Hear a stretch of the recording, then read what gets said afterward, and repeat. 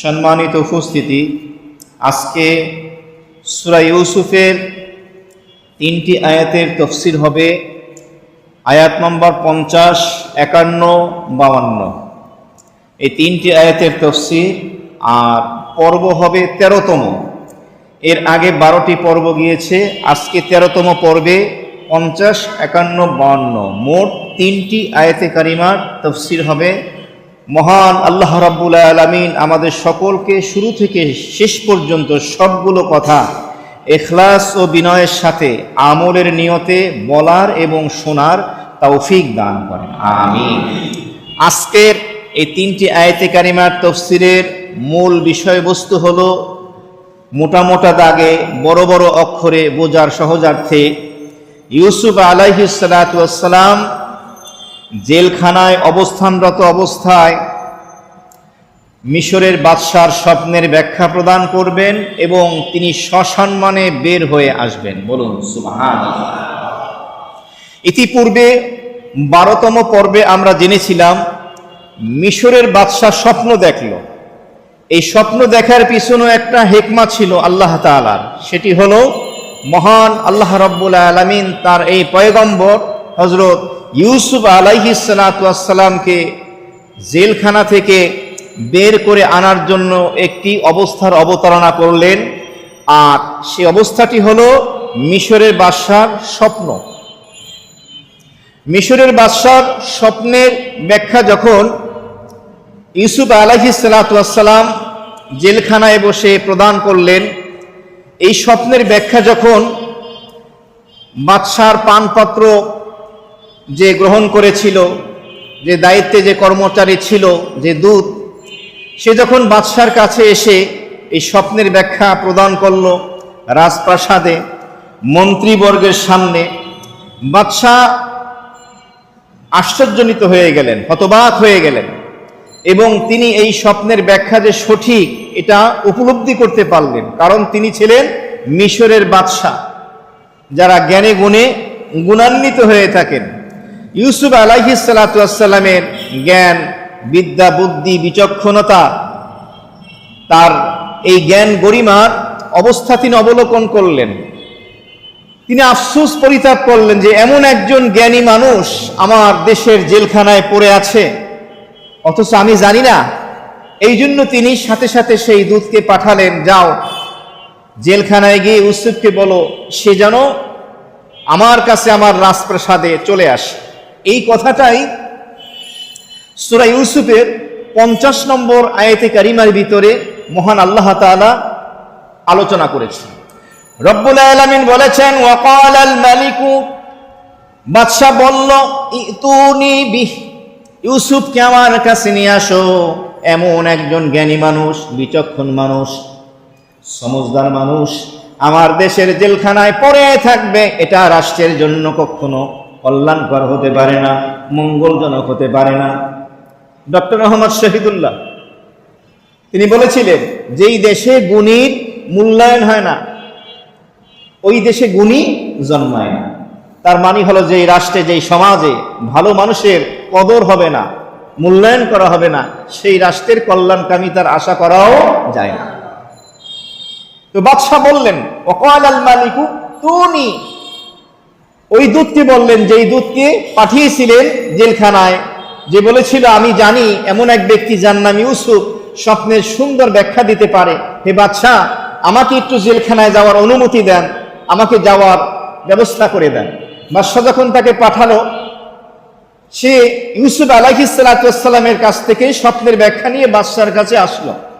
কোরআনে কারিমের বর্ণনা শৈলীর এক নান্দনিকতা হলো এই যে কোরআনে কারিমে একটা ঘটনার সবিস্তারে বিস্তারিত আলোচনা করে না, যতটুকু প্রয়োজন ততটুকুই আলোচনা করে।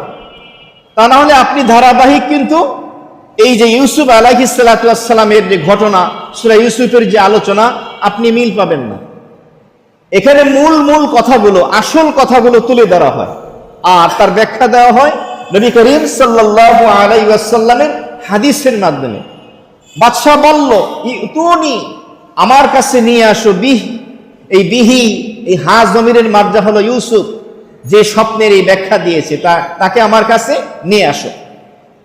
ফালাম্মা জাআহুর রাসূল ক্বালা ইরজি' ইলা রাব্বিকা ফাসআলহু মা বালুন নিসওয়াতিল্লাতী ক্বাত্তা'না আইদিয়াহুন্না। যখন ওই দূত ইউসুফ আলাইহিস সালাতু ওয়াস সালামের কাছে পৌঁছে গেল বাদশার বার্তা নিয়ে, হে ইউসুফ, আপনাকে বাদশাহ তার রাজদরবারে মেহমান করে নিয়ে যেতে বলেছেন, আপনাকে নিয়ে যেতে বলা হয়েছে। ফালাম্মা, অতঃপর যখন, যা আহু, তার কাছে আসলো। এই তার কাছে অর্থ ইউসুফ আলাইহিস সালাতু ওয়াস সালামের কাছে আসলো। এই হু জমিরের মারজাও ইউসুফ। আর রসুল, এখানে একটি বিষয় বুঝতে হবে, রসুল শব্দের একটা অর্থ হলো যিনি পয়গম্বর, যেমন নবী, রসুল, এদেরকে ফার্সিতে বলা হয় পয়গম্বর। নবী এবং রসুলের মধ্যে পার্থক্য হলো, নবী বলা হয় যাকে নতুন কোনো শরীয়ত দেওয়া হয়নি, নতুন সংবিধান দেওয়া হয়নি। যে পয়গম্বর পূর্বের পয়গম্বরের, রসুলের আনিত সংবিধান অনুসরণ করেন, ওই কাজকে আঞ্জাম দেন, তাকে বলে নবী। আর রসুল বলা হয় যাকে নতুন সংবিধান, নতুন আসমানি কিতাব দেওয়া হয়েছে। এই জন্য বলা হয় যে 1,24,000 পয়গম্বরের ভিতরে এক বর্ণনা অনুযায়ী 313 জন হলেন রসুল আর বাকিরা হলেন নবী। তাহলে প্রত্যেক রসুলই নবী, কিন্তু প্রত্যেক নবী কিনা রসুল না, কারণ রসুলকে নতুন সংবিধান দেওয়া হয়, নতুন আসমানি কিতাব দেওয়া হয়। আর নবী যিনি হন, তিনি তার পূর্বের রসুলের দায়িত্ব এসে কি করেন, পালন করেন। এটা হলো একটা অর্থ রসুলের। আর একটা রসুলের অর্থ হলো, যেটা আবিধানিক দৃষ্টিকোণ থেকে, সেটা হলো রাষ্ট্রীয় দূত। যেমন আমেরিকার রাষ্ট্রদূত বাংলাদেশে আসে না সমস্যা সমাধান করার জন্য, ঠিক এমনি ভাবে রসুলকে অভিধানের দৃষ্টিকোণ থেকে রসুল মানে দূত। বাদশার পক্ষ থেকে যেই দূত গিয়েছিল ইউসুফ আলাইহিস সালাতু ওয়াস সালামের কাছে, যাওয়ার পরে বলল, ইউসুফ আলাইহিস সালাতু ওয়াস সালাম শোনার পরে কি বললেন?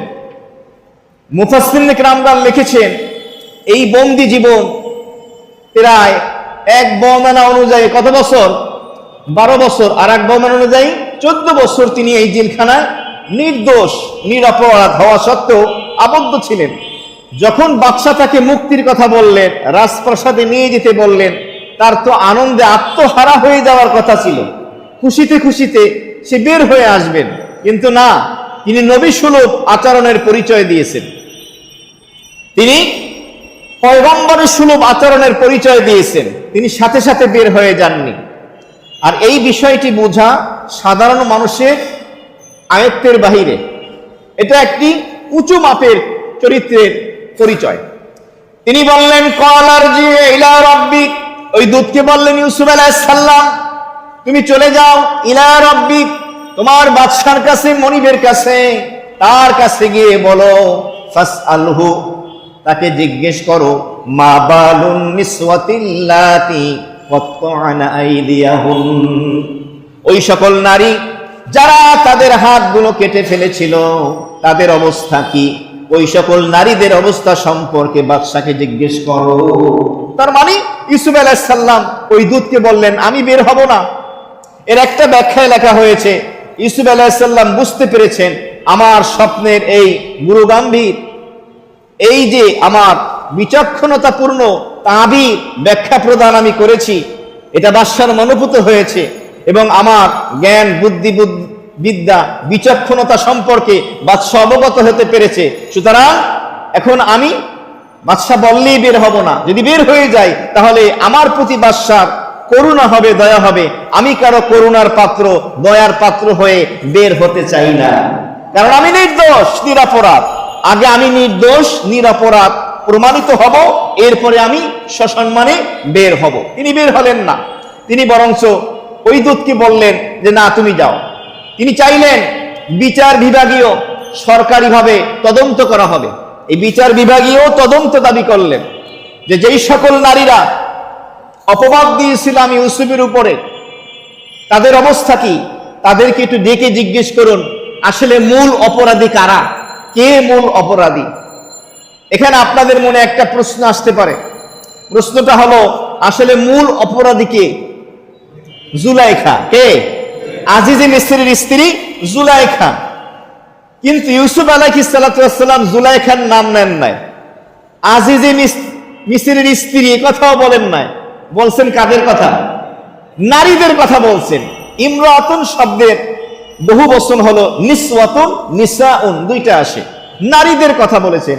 কারণ কি? এর একটা ব্যাখ্যা হলো, জুলাইখার প্রস্তাবে দাওয়াত গ্রহণ করার পরে মিশরের নারীরা জুলাইখার বাড়িতে এসেছিল না? জুলাইখার এই কুরু পরামর্শে তারাও অংশগ্রহণ করেছিল। ইউসুফকে তারাও ফুস দিয়েছিল, ইউসুফকে তারাও উৎসাহ দিয়েছিল, তোমার মালকিন, তোমার যে মালিক জুলাইখা, তার ডাকে সাড়া দাও। তাহলে এক দৃষ্টিকোণ থেকে শুধু জুলাইখা অপরাধী না, এই নারীরাও কি? আর একটা উত্তর হলো, মুফাসসিরিনে কিরামগণ লিখেছেন, ইউসুফ আলাইহিস সালাতু ওয়াস সালাম চিন্তা করলেন, আমি যার ঘরে লালিত পালিত হলাম, এতদিন খাওয়া দাওয়া করলাম, সুতরাং আমি নিমক হারামি করতে পারি না, আমি করব নিমক হালালি। কারণ আমার প্রতি জুলাইখা এবং জুলাইখার স্বামীর অনেক ইহসান আছে, অনুগ্রহ আছে। সুতরাং আমি তার নাম নিলে সে অপমানিত হবে, লাঞ্ছিত হবে। এই জন্য তিনি জুলাইখার নাম নেন নাই, আজিজি মিসরের স্ত্রীর কথাও বলেন নাই। বলছেন কি? সকল নারীদের কথা নির্দিষ্ট করে কারো নাম বলেন না। বলেন সুবহানাল্লাহ। পয়গম্বর কাকে বলে? নবী কাকে বলে? যে আমার মূল উদ্দেশ্য হলো আমার চরিত্র যে পবিত্র, আমি যে নির্দোষ, নিরপরাধ, এটা প্রমাণ করা, কাউকে দোষী সাব্যস্ত করা না, কাউকে শাস্তি দেওয়া আমার মাকসাদ না। এটা হলো পয়গম্বর সুলভ আচরণ। সুতরাং সমস্ত পয়গম্বরের সরদার মুহাম্মদুর রাসূলুল্লাহ সাল্লাল্লাহু আলাইহি ওয়াসাল্লাম তার উম্মত হওয়ার পরে প্রতিশোধ প্রবণতা অন্তরের ভিতরে বীজ বপন করে রাখবে, এটা একজন উম্মতে মুহাম্মাদের জন্য আদৌ শোভা পায় না।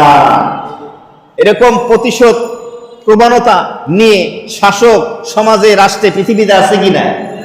শেষ করে দিচ্ছে শুধু এই হিংসার আগুনে দাবানলে জ্বলার কারণে। তিনি বললেন, ইরজি, তুমি ফিরে যাও। কোথায় যাবা? ইলা রাব্বিক, তোমার মালিকের কাছে। রব্বুন শব্দের এক অর্থ তো হলো, রব হলেন কে? আল্লাহ। কিন্তু অভিধানের দৃষ্টিকোণ থেকে মনিব, মালিককেও রব বলা হয়। এখন কেউ বলতে পারেন যে আমরা কি তাহলে ব্যবহার করতে পারবো না? আমরা এটা ব্যবহার করব না, এক সময় প্রচলন ব্যবহার ছিল। ইউসুফ আলাইহিস সালাম বললেন ওই দূতকে, যাও মালিকের কাছে, ফাসআলহু, তাকে গিয়ে জিজ্ঞেস করো, মা বালুন নিসওয়াতিল্লাতি, ওই সকল নারীদের হালাত কি, অবস্থা কি, কত্তানা, যারা কেটে ফেলেছিল, আইদিয়াহুন্না, তাদের হাতগুলো। ইউসুফ আলাইহিস সালামের সৌন্দর্য দেখে মিশরের নারীরা হাত কাটছে, কে কাটে নাই? এই তাফসীর আমরা ইতিপূর্বে শুনেছি। তিনি এই কথা বললেন। এরপরে ওই নারীদেরকে বাদশা ডাকলেন। আগে আমি বলেছি কোরআনে কারিমের বর্ণনা শৈলীর নান্দনিকতা কি? মূল মূল কথাগুলো আলোচনা করা। যখন ওই দূত রাজপ্রাসাদে ফিরে আসলো, বাদশার কাছে বলল, বাদশা, তিনি তো বের হতে চান না, তিনি জানতে চেয়েছিলেন নারীদের কি অবস্থা, তাদেরকে ডেকে জিজ্ঞেস করতে বলা হয়েছে। এখানে একটা কথা আছে, ইউসুফ আলাইহিস সালাতু ওয়াস সালাম চাইলে এখনই জেলখানা থেকে, এই বন্দী জীবন থেকে মুক্তি লাভ করতে পারতেন, কিন্তু তিনি হননি। হাদিস শরীফের মধ্যে এসেছে, নবী করিম সাল্লাল্লাহু আলাইহি সাল্লাম বলেন, আমার ভাই ইউসুফের এত ধৈর্য, এত সহনশীলতা, যে এত বছর, 12 মতান্তরে 14 বছর নির্দোষ নিরপরাধ হওয়ার পরও এই অপবাদের বোঝা মাথায় নিয়ে জেলখানায় কারারুদ্ধ ছিল, মুক্ত হওয়ার সুযোগ ছিল, এরপরও তিনি বের হয়ে আসেন নাই। নবীজি বললেন, রহিমাল্লাহু আখি ইউসুফ, লাউ কুনতু মাকানাহু লাআজাতু দাই। এক হাদিসের এক বর্ণনার অনুযায়ী এসেছে, নবীজি বলেন, রহিমাল্লাহু আখি ইউসুফ, আল্লাহ রাব্বুল আলামিন আমার ভাই ইউসুফ আলাইহিস সালাতু ওয়াস সালামের উপরে রহমত বর্ষণ করুন, দয়া করুন। লাউ কুনতু মাকানাহু, আমি যদি ইউসুফের জায়গায় হইতাম, অর্থাৎ জেলখানায়, আর আমাকে যদি বাদশা বলতো মুক্ত করে দেওয়া হয়েছে, লাআজাতু দাই, এই মুক্তির বার্তা নিয়ে যে এই ব্যক্তি এসেছিল, আমি তার ডাকে সাড়া দিতাম। বলেন সুবহানাল্লাহ। এটা নবীজি ইউসুফ আলাইহিস সালামের ধৈর্যের একটা চমৎকার দৃষ্টান্ত দিলেন। রহিমাল্লাহু আখি ইউসুফ, আল্লাহ তাআলা আমার ভাই ইউসুফের উপর দয়া করেন। লাউ কুনতু মাকানাহু, ইউসুফের জায়গায় আমি হলে লাজাত্তু দাঈ, আমি এই বার্তাবাহক দূতের ডাকে সাড়া দিয়ে আমি মুক্ত হতাম। অন্য বর্ণনা এসছে নবী করিম সাল্লাল্লাহু আলাইহি সাল্লামের থেকে একটি riwayat, যে নবীজি বলেন, যখন আমার মুক্তির জন্য এভাবে এসেছিল দূত, তখন আমার কাছে যে স্বপ্নের ব্যাখ্যা জানতে চেয়েছিল, আমি শর্ত লাগাতাম, যদি আমাকে এখানে দোষমুক্ত করে বের না করা হয়, সঠিক তদন্ত না করা হয়, আমি এই ব্যাখ্যা দেব না। চাইলে আমি এটা করতে পারতাম, এমন একটি সুযোগ নেওয়ার ছিল, কিন্তু তিনি ইউসুফ আলাইহিস সালাম এটা নেননি। যাই হোক, ওই দূত রাজপ্রাসাদে এসে বাদশাকে বলল। বাদশা শোনার পরে চিন্তা করলেন, আসলে ইউসুফ একজন বিচক্ষণ, বুদ্ধিমান, জ্ঞানী মানুষ। প্রশ্ন আসে, ইউসুফ আলাইহিস সালাতু ওয়াস সালাম এই পন্থা কেন অবলম্বন করলেন? এই পন্থা অবলম্বন করার উদ্দেশ্য হলো, তিনি যদি নির্দোষ নিরপরাধ প্রমাণিত না হয়ে জেলখানা থেকে বের হয়ে আসেন, মিথ্যা অপবাদ তার উপরে দেওয়া হয়েছিল, কালিমা লেপন করা হয়েছিল তার পুত পবিত্র চরিত্রের উপরে, এটার থেকে মুক্ত হয়ে দোষ থেকে নির্দোষ প্রমাণিত না হয়ে যদি তিনি জেলখানা থেকে বের হতে পারত, শহরের মানুষ, মিশরের জনগণ মনে করতে মনে হয় ইউসুফ এমনটাই করেছে। বলেন নাউজুবিল্লাহ মিন যালিক। আর একজন নবী এবং পয়গম্বর যিনি হবেন, তার পুত পবিত্র চরিত্রের উপরে এই ধরনের কোনো কালিমা লেপনের সুযোগ থাকতে পারে না, কারণ তারা হবেন তাওহীদের পতাকাবাহী, তারা তো আল্লাহর পয়গাম উম্মাকে শোনাবেন। সুতরাং তাদের চরিত্রের উপরে সামান্য কালিমা লেপন হবে, এটা আদৌ হতে পারে না। এই কারণে তিনি অপেক্ষা করলেন। বিচার বিভাগীয় তদন্তের জন্য তিনি আবেদন করলেন। তিনি ডাক পেয়ে দৌড় দিয়ে দরবারে চলে যান নাই। সুতরাং যাদের ভিতরে এমন আকলে সলিম থাকে, যাদের ভিতরে গায়রাত থাকে, আত্মমর্যাদা বোধ থাকে, তারা শুধু সামান্য হালুয়া লুটির কারণে তাদের ঈমান আমলকে বিক্রি করে দেয় না। তাদের ভিতরে আত্মমর্যাদা বোধ থাকে, কাজ করে যে আমাকে কেউ ডাকলো, আমি একদম খুশিতে আটখানা হয়ে গেলাম, মুখে যা আসে তাই বলে দিলাম না। তুমি যদি সত্যিকার অর্থে নবীর ওয়ারিস হও, ওলামা ইকরাম আলেম হও, আল উলামা ওয়ারাসাতুল আম্বিয়া, তাহলে তোমার ভিতরে গায়রাত থাকতে হবে, আত্মমর্যাদা সম্মান থাকতে হবে, হক এবং বাতিল বুঝতে হবে, জালেমের বিপক্ষে মাজলুমের পক্ষে থাকতে হবে, ইনসাফের পক্ষে থাকতে হবে। চাই তোমার উপরে যতই অত্যাচার নিপীড়ন আসুক, আল্লাহ তাআলা জাতিকে বুঝার এবং আমলের তৌফিক দান করেন।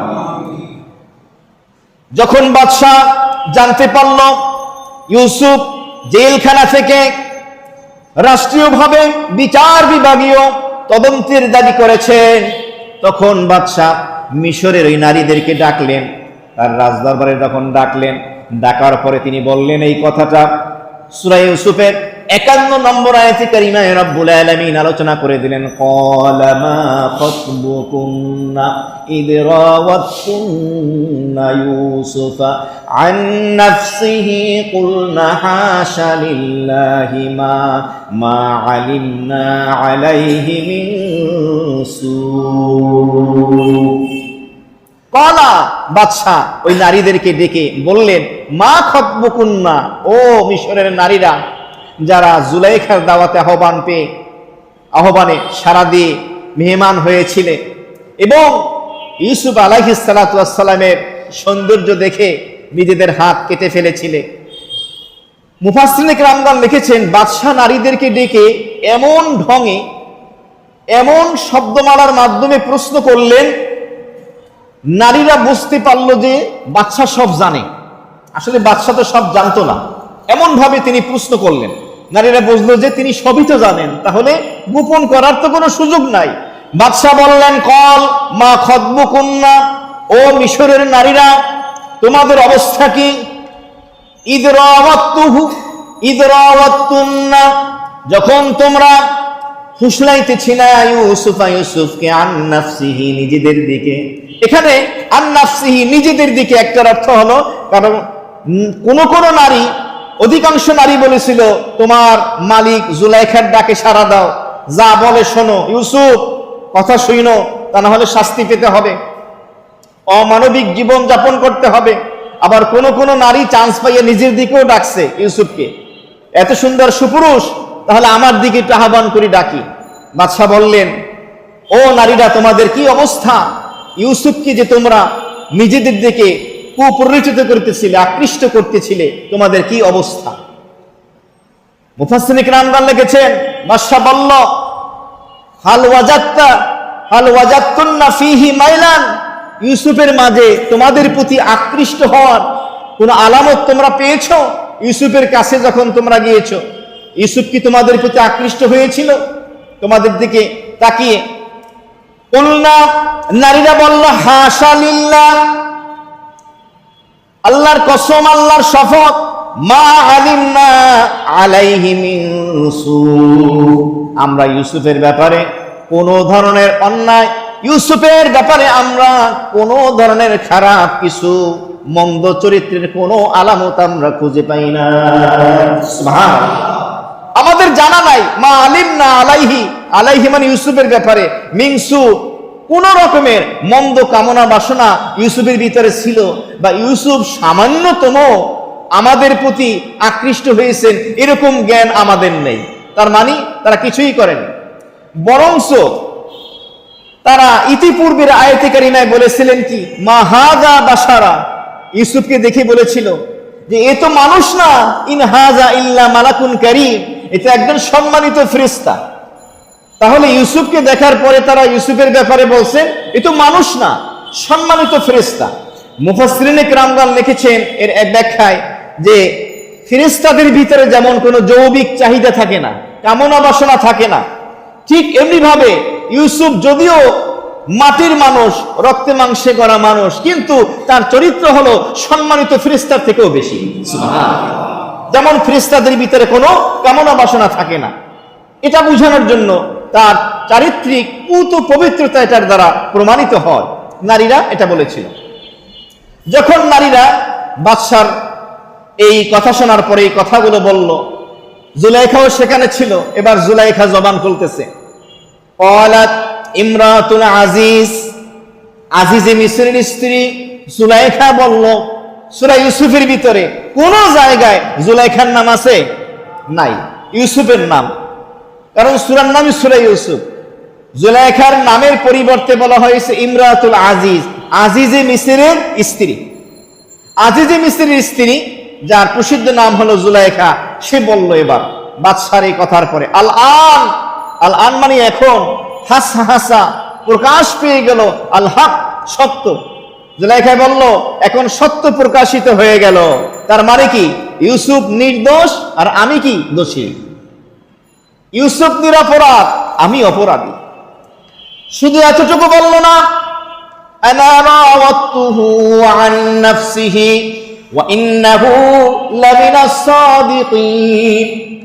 আনা রাওয়াতুহু আন নাফসিহি, জুলাইখা এটাও বলল যে আমি স্বয়ং নিজে ইউসুফকে নিজের দিকে আকৃষ্ট করার জন্য চেষ্টা করেছি, পরিচিত করেছি। ইউসুফ আমার ডাকে সাড়া দেয় নাই। ওয়া ইন্নাহু লামিনাস সাদিকিন, নিশ্চয়ই ইউসুফ হলো সত্যবাদীদের অন্তর্ভুক্ত। কোন ব্যাপারে? মুফাসসিরিন কিরামগণ লিখেছেন, ইউসুফ যে আমার প্রতি আকৃষ্ট হয় নাই, আমি ইউসুফের প্রতি আকৃষ্ট হয়েছি। আমি ইউসুফকে পরিচিত করেছি নিজের দিকে আকর্ষণ করার জন্য। এই ব্যাপারে ইউসুফ সত্যবাদী, ইউসুফ কি না মিথ্যাবাদী না। এখানে একটা প্রশ্ন আসে, ইতিপূর্বে আয়াতে কারিমার ঘটনার মাধ্যমে আমরা জানতে পেরেছিলাম যে জুলাইখা যখন ইউসুফকে আকর্ষণ করতে লাগলো, তার অবৈধ ডাকে সাড়া দিতে বলল। যখন সে সাড়া দিল না এবং তার স্বামী আজিজে মিসরের সামনে ধরা পড়ল, সাথে সাথে সে ইউসুফের উপরে এই অপবাদের বোঝা চাপিয়ে দিল এবং বলল তার কঠিন শাস্তি হওয়া উচিত অথবা জেলখানায় আবদ্ধ হওয়া উচিত। আর এখন বলতেছে সত্য প্রকাশিত হয়েছে, আসল অপরাধী আমি জুলাইখা। দুই কথার ভিতরে আকাশ পাতাল পার্থক্য আছে কি না? তখন দিল অপবাদ, আর এখন অপবাদ দেয় না, এখন বরংস ইউসুফকে বলতেছে সে নিরপরাধ। এর ব্যাখ্যা কি? মুফাসসিরিনে কেরামগণের চমৎকার ব্যাখ্যা দিয়েছেন। সেটা হলো, মানুষের ইশক মোহাব্বত যখন কাঁচা হয়, দুর্বল হয়, তখন নিজের দোষ ঢাকার জন্য অন্যের উপরে অপবাদের বোঝা চাপাইয়া দেয়। আর ইশক মোহাব্বত যখন গাঢ় হয়ে যায়, পাকা হয়ে যায়, গভীর হয়ে যায়, তখন দুনিয়ার মানুষ কে কি বলল তার কোনো পরোয়া করে না। তো জুলাইখার ইশক তখন ছিল কাঁচা, দুর্বল, যার কারণে সে তখন নিজের এই দোষটাকে ঢাকার জন্য ইউসুফ আলাইহিস সালাতু ওয়াস সালামের উপর এই দোষটা চাপিয়ে দিয়েছিল। আর এখন তার ইশক এবং মোহাব্বত এমন এক পর্যায়ে পৌঁছে গেছে যে এখন কে কি বলল সত্য জেনে ফেললে কে আসল অপরাধী, কে নির্দোষ, কে নিরপরাধ জেনে ফেললে কি হবে, মানুষ ভৎসনা করবে কিনা, এতে তা কিছু আসে যায় না। যার কারণে এখন সে এটা বলে ফেলল। এখানে চমৎকার আরেকটি ব্যাপার আছে। যেই স্বপ্নের কারণে ইউসুফ আলাইহিস সালাতু ওয়াস সালাম তার সৎ ভাইদের শত্রুতার হিংসার দাবানলে পড়লেন, লক্ষ্যবস্তু হলেন, কূপের ভিতরে নিক্ষেপ করা হলো, কাফেলার কাছে বিক্রি করে দেওয়া হলো গোলাম বানিয়ে। যেই স্বপ্নের কারণে এত বড় বিপদের সম্মুখীন তাকে হতে হলো, ঠিক এই স্বপ্নের মাধ্যমে আল্লাহ তাআলা তাকে জেলখানার থেকে, বন্দি জীবন থেকে মুক্ত করে মিশরের অর্থমন্ত্রীর দায়িত্ব দান করে দিলেন। তার মানে বোঝা গেল যা কিছু করেন একজন, তিনি কে? আল্লাহ। যে আল্লাহ স্বপ্নের মাধ্যমে ইউসুফের এত বিপদ এসে পড়ল, সেই আল্লাহ স্বপ্নের মাধ্যমেই তাকে আবার বন্দি জীবন থেকে মুক্ত করে এভাবে ফুটপাত থেকে আল্লাহ তাআলা তাকে রাজপ্রাসাদে নিয়ে আসলেন। জুলাইখা এটাও বলল, ইন্নাহু লামিনাস সাদিকিন, নিশ্চয়ই ইউসুফ হলো সত্যবাদী, আমি হলাম মিথ্যাবাদী। এর কারণ হলো আমি তাকে পরিচিত করেছি, ইউসুফ এটা করে নাই।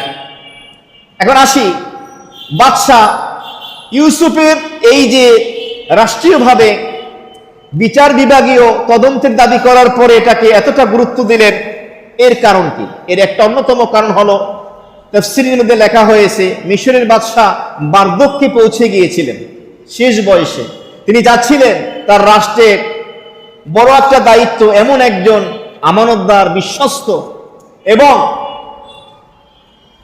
একজন বিচক্ষণ, জ্ঞানী, গুণী ব্যক্তিকে যেন অর্পণ করা হয়, যে এই মিশরের গুরু দায়িত্ব পালন করতে পারে।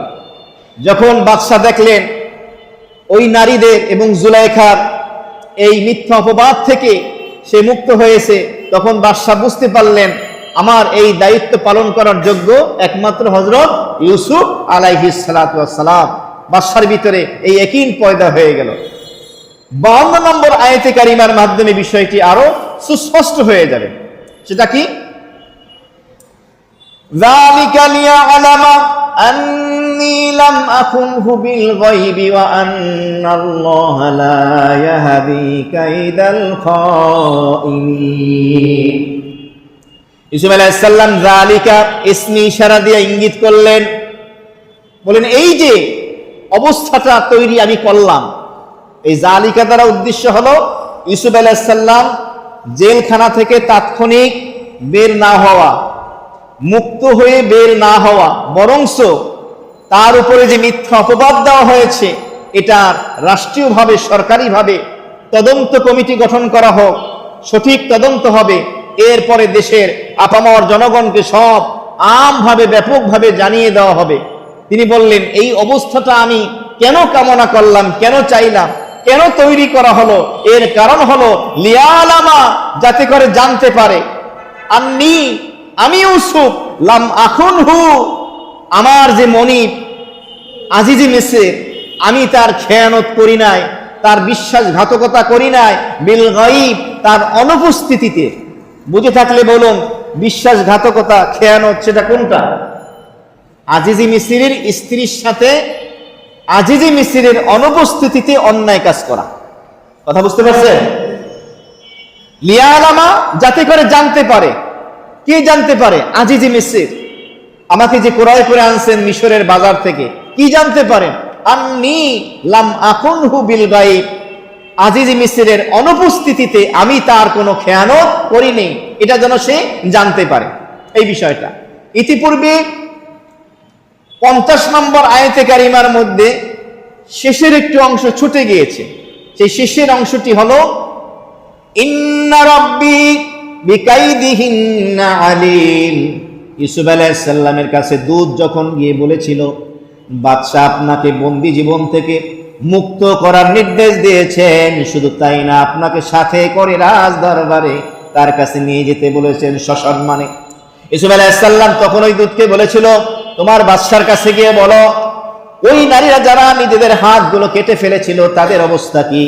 এরপর ইউসুফ আলাইহিস সালাম বলেছিলেন ইন্না রাব্বি, নিশ্চয়ই আমার রব আল্লাহ রাব্বুল আলামিন বিকাইদিহিন্না আলিম, ওই সকল নারীদের ষড়যন্ত্র সম্পর্কে সম্যক অবগত আছেন। তার মানে ওই নারীরা আমার উপরে যে চক্রান্তের জাল বিছিয়েছিল, জুলাইখা এবং তার অনুসারীরা যে কালিমা লেপন আমার পুত পবিত্র চরিত্রের উপরে করেছিল, যে ষড়যন্ত্র এটি ছিল, এ সম্পর্কে ইন্না রব্বি, নিশ্চয়ই আমার রব আল্লাহ রাব্বুল আলামিন বিকাইদিহিন্না, তাদের এই ষড়যন্ত্র সম্পর্কে আলিম, তিনি জানেন। তিনি কি জানেন? তাহলে পৃথিবীর জমিনে কেউ যদি ষড়যন্ত্র করে এটা আল্লাহ জানে কি জানে না? জানেন। এবং এই ষড়যন্ত্রকে একসময় আল্লাহ তাআলা জাতির সামনে, উম্মাহের সামনে উন্মুক্ত করে দেন, উন্মোচন করে দেন। জাতি তাদের এই ষড়যন্ত্র জেনে ফেলে। এরপরে জাতির মন, হৃদয় মনন থেকে তারা এমন ভাবে ছিটকে পড়ে যে সম্মানের জায়গায় আর তারা কোনোদিন আসীন হতে পারে না। জাতি তাদেরকে আর কোনোদিন বিশ্বাস করতে পারে না।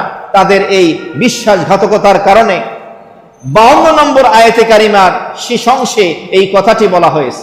ইউসুফ আলাইহিস সালাম বললেন যালিকা, আমি যে এই তদন্ত কমিটি করতে বললাম এবং এটার মাধ্যমে মিশরের মানুষ জানতে পারবে, আমার মালিক আজিজি মিশরও জানতে পারবে আমি তার অনুপস্থিতিতে তার খেয়ানত করি নাই, আমি কোনো অন্যায় কাজে লিপ্ত হই নাই, আমি তার সাথে বিশ্বাসঘাতকতা করি নাই। তাহলে খেয়ানত করা এটা অনেক বড় অপরাধ। নবী করিম সাল্লাল্লাহু আলাইহি ওয়াসাল্লাম হাদিস শরীফে ইরশাদ করেন আয়াতুল মুনাফিকি সালাস, মুনাফিকের আলামত হলো 3টা। ইদা হাদ্দাসা কাযাবা, যখন কথা বলবে মিথ্যা বলবে। ওয়া ইদা ওয়াদা আখলাফা, ওয়াদা করলে ওয়াদা ভঙ্গ করবে। ওয়া ইদা তুমিনা খানা, আমানত রাখলে আমানতের খেয়ানত করবে। কথায় কথায় মিথ্যা বলে, এটা মুনাফিকের আলামত। ওয়াদার খেলাফ করে, মুনাফিকের আলামত। আমানতের খেয়ানত করে, এটা মুনাফিকের আলামত।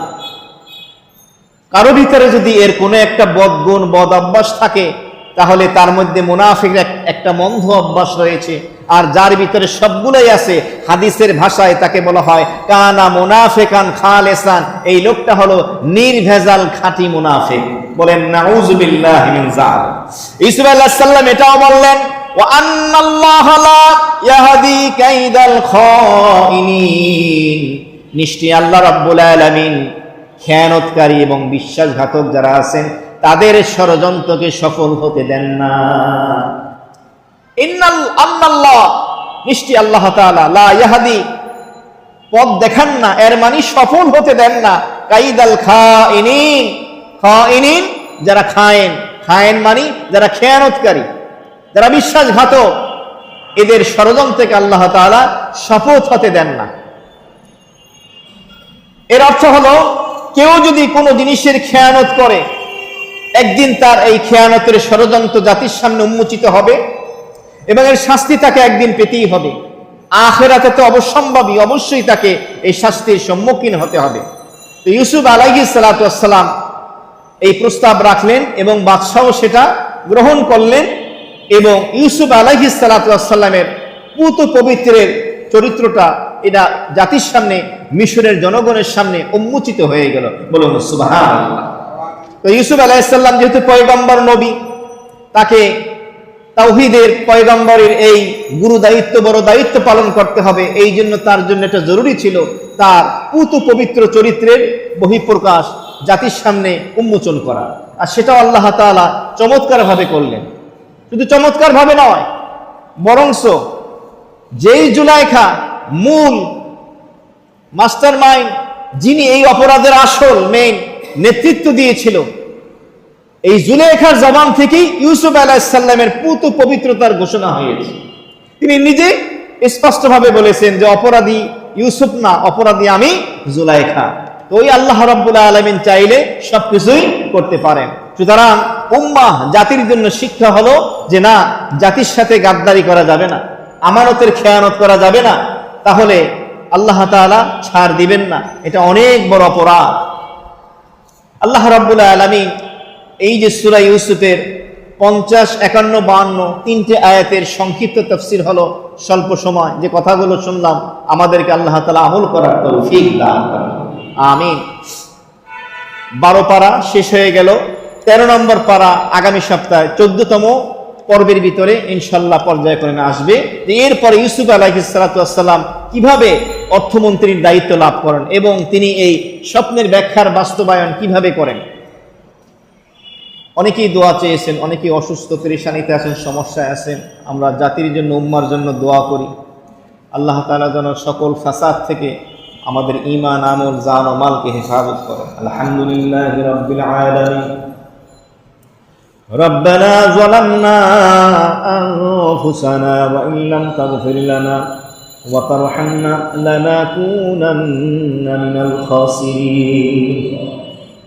اللهم ربنا آتنا في الدنيا حسنة وفي الآخرة حسنة وقنا عذاب النار رب ارحمهما كما ربياني صغيرا اللهم حاسبنا حسابا يسيرا اللهم إنا نعوذ بك من غضبك والنار ونسألك رضاك والجنة أي الله إشار صلاة القرآن কোরআনে মাজিদের মুহাব্বতে পৃথিবীর সর্বশ্রেষ্ঠ জায়গায় বাইতুল্লাহ রহমত ও বরকতের ঘরে বসে কোরআনে মাজিদের তাফসীর করে এবং শুনে কিছু গুনাহগার বান্দা হাত উঠাইলেন। মালিক, মেহেরবানি করে আমাদের সকলকে আপনি মাফ করে দেন মাওলা। জীবিত মৃত, নারী পুরুষ, ছোট বড় সকলকে আপনি মাফ করে দেন মাওলা। আয় আল্লাহ, আমাদের জিন্দেগীর সমস্ত গুনাহগুলি ক্ষমা করে দেন। আমাদের তওবা এবং ইস্তিগফারকে কবুল করে আমাদের আল্লাহ গুনাহগুলিকে নেকির দ্বারা পরিবর্তন করে দেন মাওলা। আমাদের নেক আমলগুলো আপনি কবুল ও মঞ্জুর ফরমান। ভবিষ্যতে যতটুকু তৌফিক দেবেন মেহেরবানি করে কবুল ও মঞ্জুর ফরমান। আয় আল্লাহ, এত মুমিন মুমিনাত, মুসলিম মুসলিমাত, অন্ধকার কবরবাসী, খাস করে আমাদের আত্মীয় স্বজন, মুরব্বী যারা দুনিয়া থেকে চলে গেছে, রব্বে কারীম মেহেরবানি করে সকলের জন্য মাগফিরাতের ফয়সালা করে দেন, সকলের জন্য জান্নাতের ফয়সালা করে দেন। আয় আল্লাহ, সূরা ইউসুফের যে তাফসীর হলো, ও মালিক, আমাদেরকে স্মরণ রেখে আমল করার তৌফিক দান করেন। আল্লাহ, পৃথিবীতে যত ধরনের ফিতনা আছে, বিশেষ করে নারীর, মহিলাদের এই নারীর ফিতনা থেকে আল্লাহ জাতিকে আপনি হেফাজত করেন। আয় আল্লাহ, সকল প্রকারের ফিতনা থেকে আমাদের ঈমান ও আমলকে আপনি হেফাজত করেন। সকল প্রকারের খেয়ানত থেকে, বিশ্বাসঘাতকত্ব থেকে আমাদেরকে আপনি হেফাজত করেন মাওলা। রব্বে কারীম, জাতিকে সকল কূট ষড়যন্ত্র, কূট কৌশল থেকে আপনি হেফাজত করেন মাওলা। দেশের স্বাধীনতা, সার্বভৌমত্ব, জনগণের দেশে মান ও ইজ্জত আবরুকে আপনি হেফাজত করেন মাওলা। পরস্পরের হিংসা, শত্রুতায় বশীভূত হয়ে একজন আরেকজনের মাথায় যেন বাড়ি না মারে, রক্তপাত যেন না ঘটায়, এই সমস্ত জুলুম থেকে আমাদেরকে হেফাজত করেন। নির্দোষ নিরপরাধ যারা আছে জেলখানায় আবদ্ধ হয়ে, সম্মানের সাথে তাদের বাড়ি হওয়ার, মুক্ত হওয়ার ব্যবস্থা আপনি করে দেন আল্লাহ। যে সমস্ত জালেমরা জুলুমের শিকার, জুলুম করতেছে, জুলুমের ভিতরে আক্রান্ত আছে, আল্লাহ এদেরকে আপনি হেদায়েত নসিব করেন। কপালে যদি হেদায়েত না থাকে, এগুলো আপনি গজব দিয়ে আপনি ধ্বংস করে দেন। আয় আল্লাহ, হকের ডাক যারা দিয়েছে আল্লাহ, তাদের সাথে আপনি মদদ আর নুসরত, সাহায্যের ইন্তজাম করে দেন। রব্বে কারীম, ফিলিস্তিনি মুসলমানদেরকে তাদের স্বাধীন ভূখণ্ডে নিঃশ্বাস নেওয়ার, জান ও মাল, ঈমান ও আমলের সাথে আল্লাহ তাদের বসবাস করার তৌফিক দান করেন। ইহুদিদের সকল ষড়যন্ত্র থেকে, ইসরায়েলের ষড়যন্ত্র থেকে জাতিকে আপনি হেফাজত করেন। দিলের সমস্ত নেক মাকাসিদকে কবুল ও মঞ্জুর ফরমান। অনেকেই অসুস্থ, দোয়া চেয়েছেন। রব্বে কারীম, হাসান নামে এক যুবক ও ছোট বাচ্চা অসুস্থ, আরো যারা যারা বিমারি অসুস্থতায় রয়েছে আমাদের মধ্যে, যারা যারা দোয়ার আবেদন করেছেন, আমিন আমিন বলতেছেন। রব্বে কারীম, এক মুরব্বীও দোয়া চেয়েছেন। আয় আল্লাহ, আরো একটি ছেলে 7 দিন হয়েছে জন্মগ্রহণ করেছে, জন্মদিনের জন্য দোয়া চাওয়া হয়েছে। যারা যারা দোয়ার আবেদন করেছেন সকলের সমস্ত দোয়াকে কবুল ও মঞ্জুর ফরমান। যারা অসুস্থ বিমারিতে আছে, শেফায়ে আজেলা কামেলা দান করেন। আল্লাহ, এই তথ্য প্রযুক্তির যুগে, মিডিয়ার এই যুগে মানুষ বেহায়াপনার দিতে পাগলের মতো ছুটতেছে। আয় আল্লাহ, এই মুহূর্তে আমাদেরকে বেশি বেশি মসজিদমুখী হওয়া, দ্বীনি তালিমের সাথে, কোরআন ও হাদিসের সাথে লেগে থাকার তৌফিক দান করেন, নেক আমলের সাথে জুড়ে থাকার তৌফিক দান করেন। আল্লাহ আমাদের সকলকে কোরআনের তাফসির, কোরআনের তালিমের সাথে সকল দিক থেকে যুক্ত থাকার তৌফিক দান করেন। তাকাব্বাল মিন্না ইন্নাকা আনতাস সামিউল আলিম।